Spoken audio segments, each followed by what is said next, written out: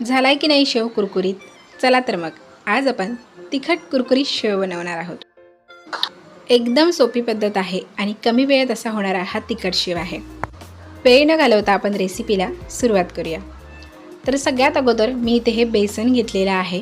हे बेसन मोजून म्हटलं तर मी पाव किलोच घेतलेलं आहे. जर तुम्हाला ऑर्डरसाठी शेव बनवायचं असेल तर हा व्हिडिओ तुमच्यासाठी खूपच उपयुक्त आहे. व्हिडिओच्या शेवटी मी तुम्हाला सांगेल पाव किलो बेसन वापरून आपला किती किलो शेव तयार झाला ते. तर हे जे बेसन आहे ते व्यवस्थित चाळून घ्यायचं. त्याच्यामध्ये मी 1 वाटी एवढं तांदळाचं पीठ घातलेलं आहे. तर हे तांदळाचं पीठ मी काही वजन करून घेतलेलं नाही, पण अंदाजे म्हणाल तर हे 100 ग्रॅम एवढं असेल. घरातील कोणतीही जर या आकाराची तुमच्याकडे वाटी असेल तर ती फुल भरून घ्या किंवा त्याच्यापेक्षा थोडंसं कमी केलं तरी चालू शकतं. पण जास्त आपल्याला तांदळाचं पीठ येते वापरायचं नाही.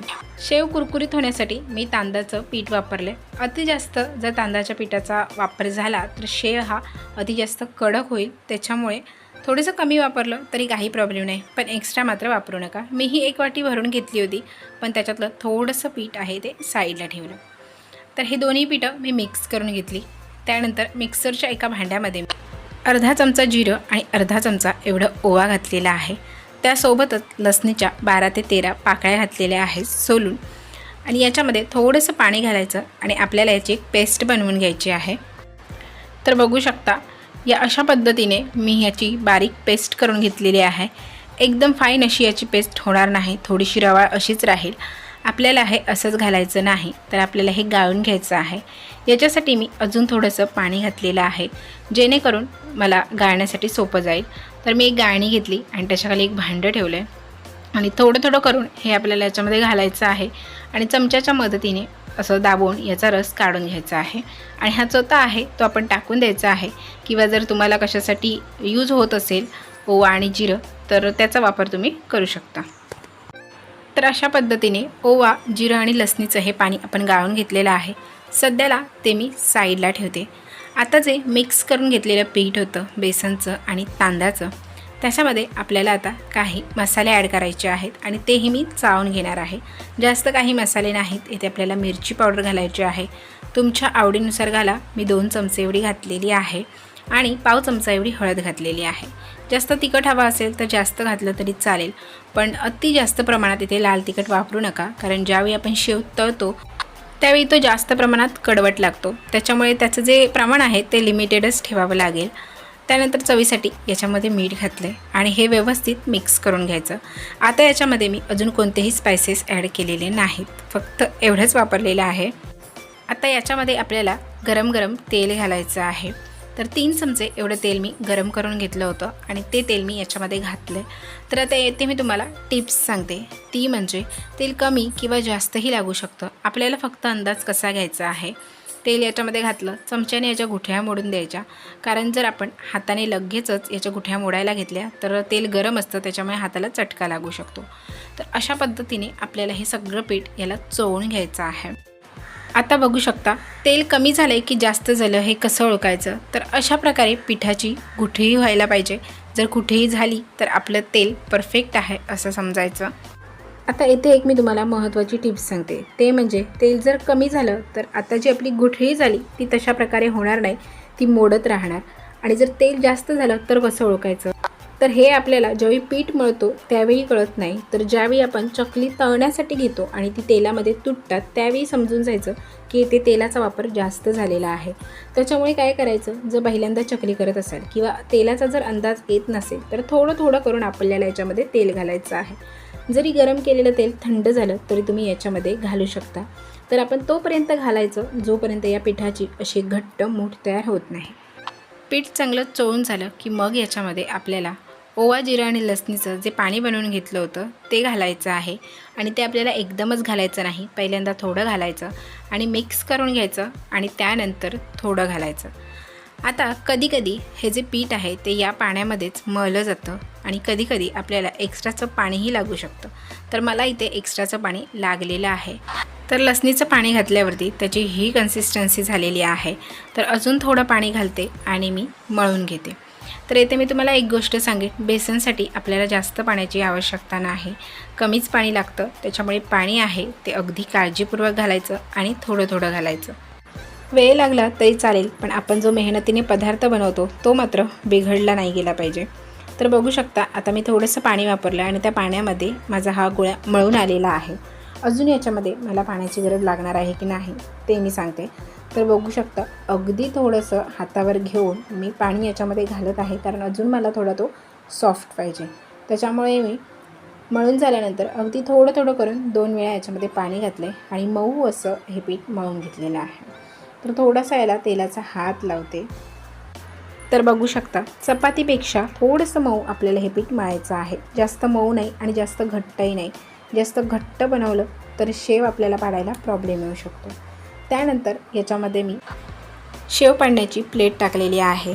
तर या भांड्यामध्ये शेव पाडण्याच्या 4 प्लेट्स असतात. याच्यापेक्षा लहान 3 आहे आणि ही सगळ्यात मोठी आहे जाड शेव पाडण्याची.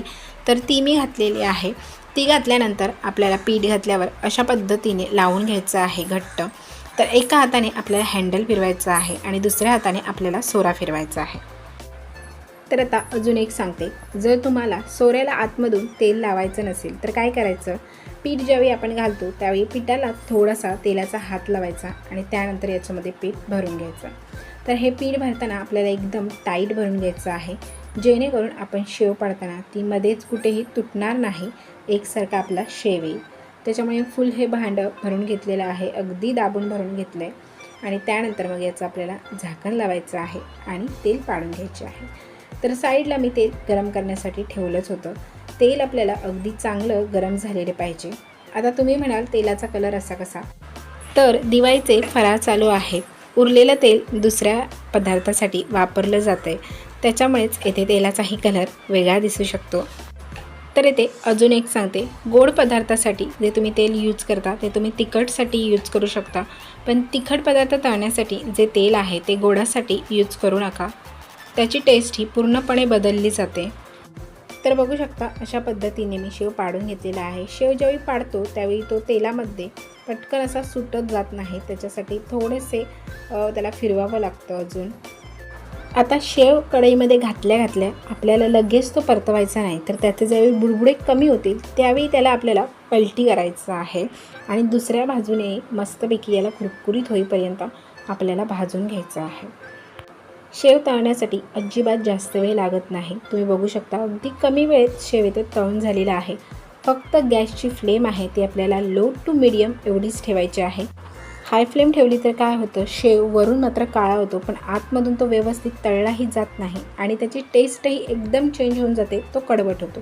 आता दुसऱ्या वेळी तुम्ही बघू शकता, दुसऱ्या वेळीही तशाच पद्धतीने शेव पाडलेला आहे आणि त्यानंतर त्याचे बुडबुडे कमी झाले की त्याला पलटी करून घ्यायचं आणि त्या साईडने मस्तपैकी कुरकुरीत होईपर्यंत भाजायचं. आता तुम्हाला बघून किंवा गरम गरम जर एखादा तुकडा आपण तोडून खाल्ला तर तुम्हाला वाटेल की हे तळलं गेलेलं नाही, पण तसं काही नाही. ज्यावेळी आपण त्याला कढईमधून बाहेर काढतो त्यावेळी ते गरम असतं, म्हणजे त्याच्यामध्ये कुकिंग प्रोसेस चालू असते. बाहेर काढल्यानंतरही ते अजून थोडंसं आतमध्येच भाजलं जातं, त्याच्यामुळे आपण अंदाज घेऊन मात्र ते काम करायचं. तर बघू शकता सगळी शेव मी अशाच पद्धतीने तळून घेतलेली आहे. तर आता पाव किलो बेसनपासून आपलं शेव किती झालं आहे ते आपल्याला बघायचं आहे. तर मी याचं वजन केलं आहे, तर या शेवाचं जे वजन आहे ते 350 ग्रॅमपेक्षा थोडंसं जास्त झालं आहे. म्हणजेच बघा आपण 250 ग्रॅम बेसन वापरलं होतं, थोडंसं याच्यामध्ये तांदळाचं पीठ वापरलं होतं, त्याच्यामुळे जास्त काही फरक पडलेला नाही. अगदी थोडाफार 50 ते 60 ग्रॅम एवढा शेव येथे एक्स्ट्रा झालेला आहे असं समजूया. यासाठी तेल काही आपल्याला जास्त लागत नाही, पण जर घरगुती प्रमाणामध्ये तुम्हाला शेव बनवून विकायची असेल तर एकदम कमी क्वांटिटीमध्ये परवडत नाही. जर जास्त क्वांटिटी असेल तर त्याच्यामध्ये हे परवडू शकतं. म्हणजे मार्केटमध्ये जर बघायला गेलं तर हा तिखट शेव आहे तो पाव किलो आहे तो 65 ते 70 रुपयांना आहे. त्या हिशोबाने तुम्हीही त्याच किमतीला हा शेव विकू शकता. म्हणजे बघितलं तर पाव किलो बेसनची प्राईस होते 30 रुपये आणि बाकीचा खर्च तेल वगैरे काही जास्त लागत नाही, त्याच्यासाठी 20 रुपये पकडून आपण चालू शकतो. तर पाव किलो मागे आपल्याला 20 ते 25 रुपयेच प्रॉफिट होतो. त्याच्यामुळे जर जास्त प्रमाणामध्ये हा शेव असेल तर तो आपल्याला परवडू शकतो.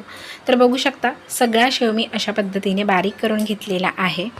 चवीला एक नंबर आणि मस्त कुरकुरीत असा हा शेव तयार झालेला आहे. याच्यासाठी अगदी जास्त वेळेचीही गरज नाही, कमी वेळेत हे काम होऊन जातं. जर आजचा हा व्हिडिओ तुम्हाला आवडला असेल तर व्हिडिओला एक लाईक नक्की करा. चॅनलला जर पहिल्यांदा व्हिजिट केला असाल तर सबस्क्राईब करून जा, कारण तुमच्यासाठी मी अशाच दिवाळीच्या फराळाच्या सिरीज घेऊन येणार आहे. तोपर्यंत बनवत राहा आणि खात राहा. धन्यवाद.